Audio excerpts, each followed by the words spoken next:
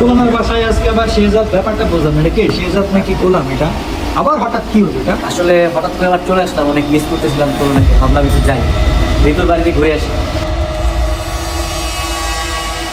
Guys finally আবারও একটা নতুন ভিডিও নিয়ে চলে আসলাম। আজকে ভিডিওতে তোমাদের জানাবো দুনিয়া টাকার গোলাম যত দিন যাচ্ছে তত দর্শকের মাঝে জনপ্রিয় হয়ে উঠছে। আশা করছি এর সাথে সাথে দুই পৃথিবীর রাজা এইটিও দর্শকের কাছে জনপ্রিয় উঠবে। গাইস আমরা দেখেছি দুনিয়া টাকার গোলাম 22 নম্বর এপিসোডে শেহজাদ আর গোলাম এই দুজনে আছে এবং অর্থমন্ত্রী যে শেহজাদকে হুমকি দিয়েছিল এবং শেহজাদ তার অর্থমন্ত্রীর ব্যাংক থেকে টাকা লুট করেছে এবং এর বদলা অর্থমন্ত্রী দেবে। এর জন্য কাকে দেবে, শেহজাদ না গোলামকে?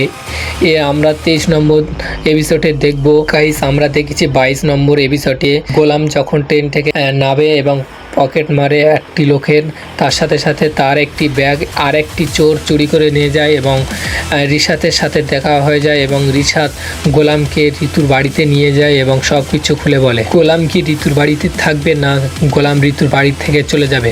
এবং গোলাম একটি চোর ছিল, এটা ঋতুরা জানে না, ঋতুর পরিবাররা জানে না। এর সাথে সাথে শেহজাদ যখন বস্তিতে টাকা বিলুতে যায় সেখানে কোনো ঝামেলা হবে, অর্থমন্ত্রী এসে কোনো ঝামেলা পাকাবে।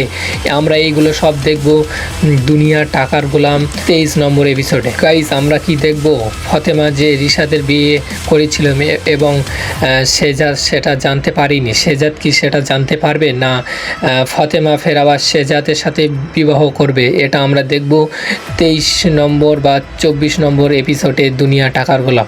অবশ্যই খুবই ইন্টারেস্ট হতে চলেছে, 23, 24 আরও 25 ইন্টারেস্ট হতে চলেছে। আমরা গাইস আমি প্রতি ভিডিওতে বলে থাকি বিভিন্ন আপডেট জানতে হলে আমাদের চ্যানেলটি সাবস্ক্রাইব করো আর বন্ধুদের কাছে শেয়ার করে দাও। গাইস তোমরা এত পরিমাণ ভিডিও দেখছো এবং লাইক দিচ্ছ না, লাইক দিলে আমাদের ভিডিও তৈরি করতে এবং বিভিন্ন আপডেট জানতে আমাদের মোটিভেশনটা বাড়ে। গাইস আমার চ্যানেলের লোগোটা চেঞ্জ করছি এবং এই লোগোটা সম্পূর্ণ ভালোভাবে দেখে রাখো। আমি লোগোটা চেঞ্জ করছি গাইস, এই লোগোটা দিচ্ছি যাতে তোমরা ভালোভাবে চিনতে পারো। তোমরা কোথা থেকে ভিডিওটা দেখছো অবশ্যই কমেন্টে লিখে যাও। গাইস আর একবারও বলছি ভিডিওতে লাইক দিয়ে চ্যানেলটি সাবস্ক্রাইব করে বন্ধুদের কাছে শেয়ার করে দাও যাতে নতুন নতুন ভিডিও দেখতে পাই। ভিডিও শেষে সবাইকে আল্লাহ হাফেজ।